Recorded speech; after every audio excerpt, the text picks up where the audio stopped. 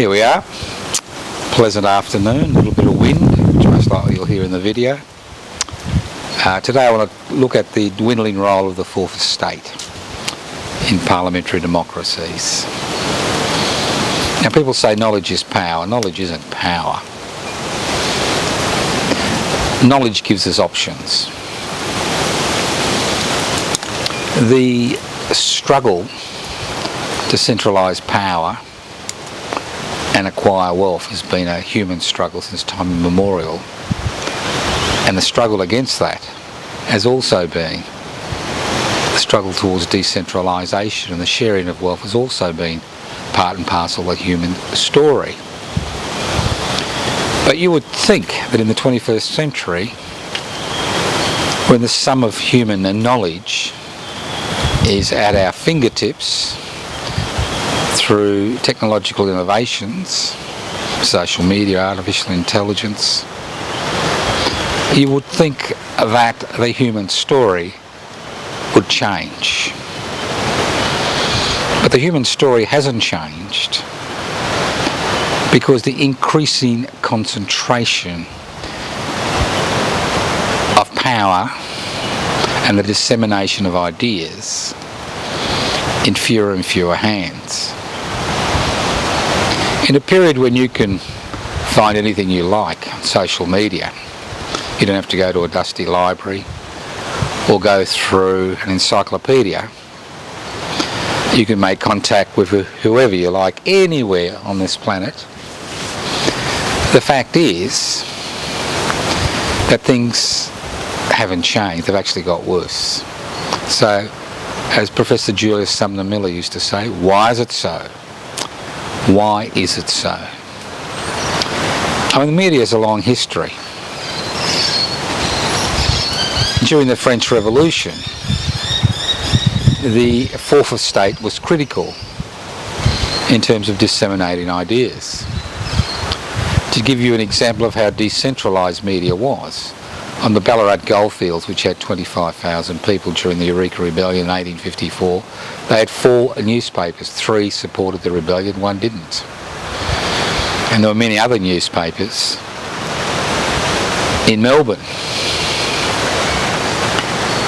What they were struggling for is something that we have forgotten in 2023. And a significant reason for that is the centralisation of power. Now, all dictatorships know that in order to influence society and in order to create a new generation who will follow the leader with fervour, they need to control the media. And if we look at communist China, Russia, North Korea, we will see varying aspects of control as far as the media is concerned, 100% in possibly North Korea.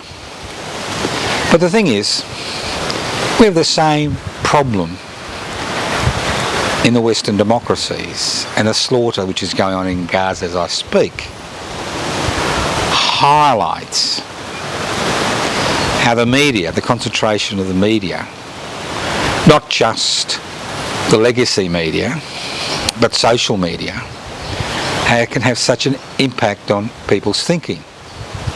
As we saw during the voice referendum, a referendum which should have been passed quite easily was defeated because of the concentration of ideas on one side, on only one particular part of the fourth estate.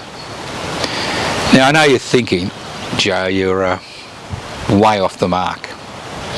The legacy media is dead. Nobody buys newspapers, nobody listens to radio news, nobody watches television. Well, you're wrong.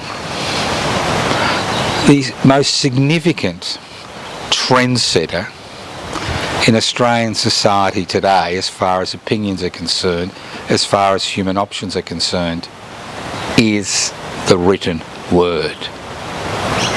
Whether it appears on a news sheet or whether it appears on the social media, it's the written word and the number of people who access that written word.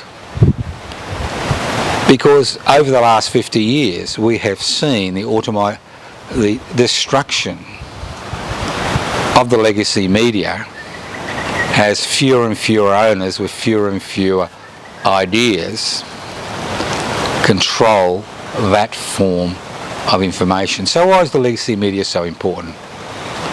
The legacy media continues to be important because it sets the political, social and cultural agenda for the day. And if we have the same agenda day in and day out in all forms of media, we will get the same results. No change, more concentration of power, more division in society, greater rifts in Australian society between different sections. And we see this being used as a political strategy by the Dutton-led Liberal National Party in order to win the next election by creating a climate of fear. Now that climate of fear begins in the legacy media. Then within 12 to 24 hours it's the talking point on radio and television and becomes the main issue on social media. So although we are told that the legacy media has lost its power, the fact is the legacy media continues to have a significant influence on debate, the type of ideas that are disseminated and how they're spread in society. We saw that during the Voice referendum. We saw it during the climate emergency debate, where for years the legacy media, owned by a very small number of people, championed the cause of fossil fuel, claiming the climate emergency was a hoax. We see it today in terms of generating fear. I'll give you a classical example. Now, the High Court made a decision recently that the Australian government could not detain people indefinitely, basically people who are non-Australian citizens. In 2004 it made a decision that it could, but in 2023 for a variety of reasons it's changed its mind, which meant 150 detainees who had served their sentence but who could, for a variety of reasons, couldn't be deported back to their country of origin, were being detained indefinitely after their sentence had been served. For some, up to 10 years. Now, 3 or 4 of these people have broken their parole or their bond, whatever it is, although they had ankle bracelets on. One has been charged with possessing cannabis. And when we listen and we read and we hear, you would think that 150 mass murderers with submachine guns had been released into the community and that each and every one of us was at fault. Now this is a way to create fear in the community, and it begins with the position that the legacy media takes on a day-to-day basis. That's why the Murdochs of the world continue to invest in the legacy media. Not because they make a profit directly from the legacy media, but they do something more important. They actually set the political, social and cultural agenda. Private investment for private profit mantra becomes the main philosophical basis. Now, don't worry, the tree's not going to collapse. A little bit of wind, a little bit of paper bark coming off the tree. If it does collapse, well, it'll be a spectacular video, won't it? So getting back to this concept. So little has changed. There is very little difference between the type of information and how that information is spread in North Korea in comparison to Australia. In North Korea, the media is an arm of government, and people understand the limitations, and if they pass their limitations, they'll find themselves in prison or even executed.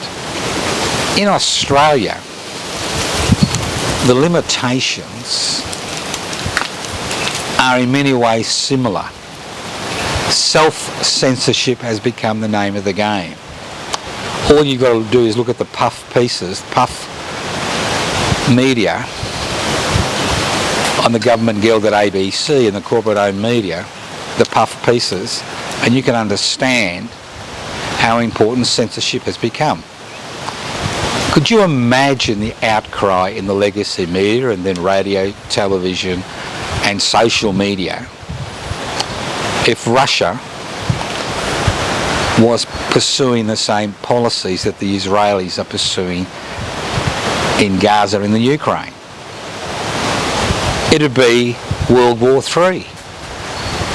But as far as the legacy media is concerned, including the government gilded ABC, we have seen very little of the horrors the United Nations has said are happening as we speak in Gaza by a so-called democratic society. And we in the West are acting as cheerleaders for the Israeli forces.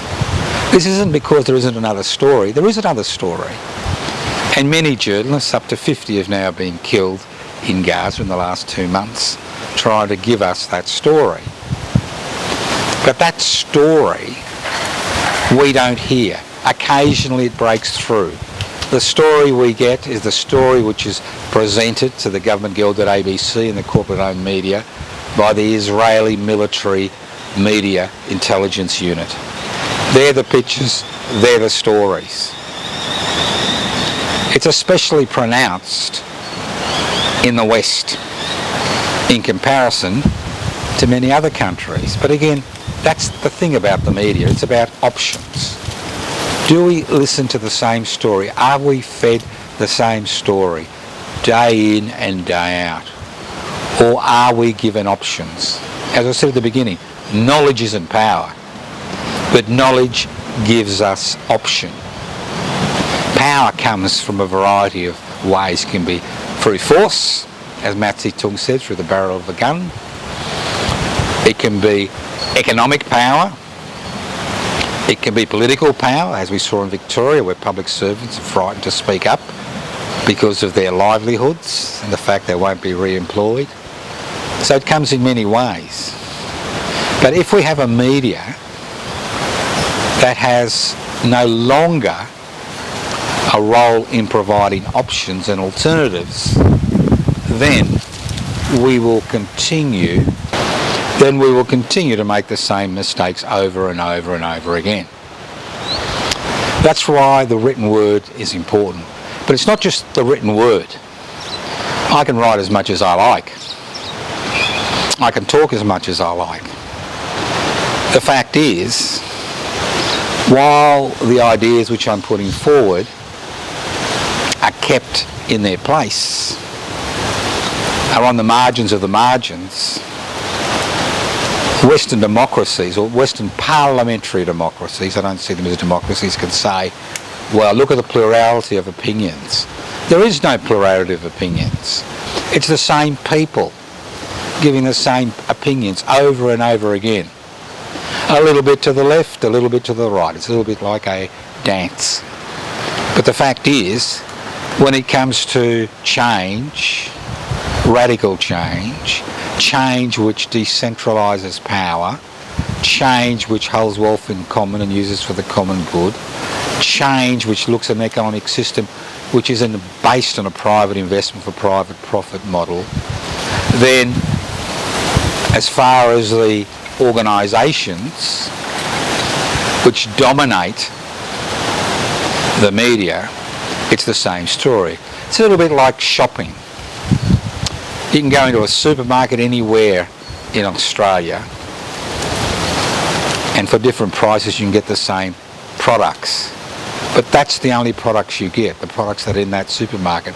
The products where the manufacturers have come to an agreement with that particular supermarket, and as they dominate that area of human influence, well then there's only limited choices. It's the same with ideas.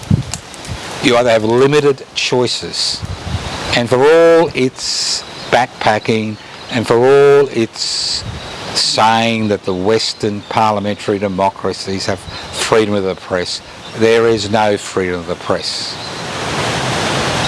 Why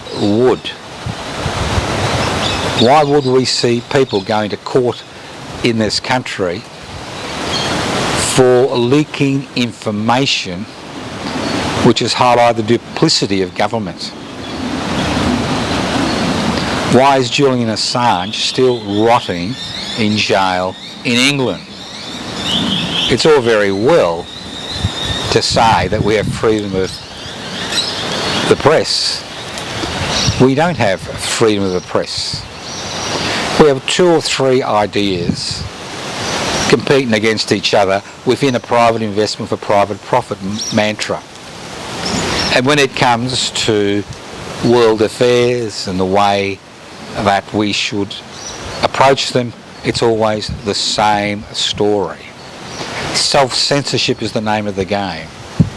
Most people in the legacy media and radio and television are on short-term contracts. This is one way of controlling the message if somebody gets out of line. So those of you who think the legacy media is dead, that it has no influence, that it's all about the social media, it's not. Social media does not provide opinions. What it does, it provides intellectual, cultural and moral silos.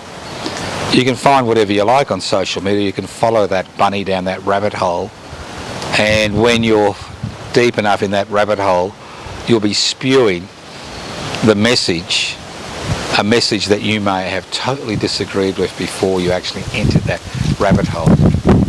And the fact is that social media is not some free, independent organisation. Social media is controlled by the people who control the technology, the people who own the hardware. We see that over and over again. So when hate and fear and ignorance are the prominent political strategies which have been promoted by almost everybody on the world today, all the world's leaders, it's not about universal values. We've seen the death of universal values. It's about different messages for different people. It's about not joining the dots. It's about thinking that the other is the problem and that we need to eradicate the other or keep them under control. That's what it's come about, and that's come because the legacy media continues to promote the same story, because ultimately all media, in order to be profitable, relies on advertising. Whether it's social media, whether it's television, whether it's radio, whether it's newspapers, it relies on advertising. And those parts of the media empire in this country that don't rely on advertising, the Australian Broadcasting Corporation, relies on government funding, and the way you control people is to appoint conservative boards, put people on short-term contracts, and make sure that anybody with any idea never appears on that medium, and if they do, they're very soon taken off. So think about it. Think about the power of the legacy media. Think about the dwindling role of the fourth estate, whether it's social media, whether it's the legacy media, whether it's radio or television. Think of their dwindling power, because they seem to have no role in a 21st century society where truth and facts have become a disposable commodity.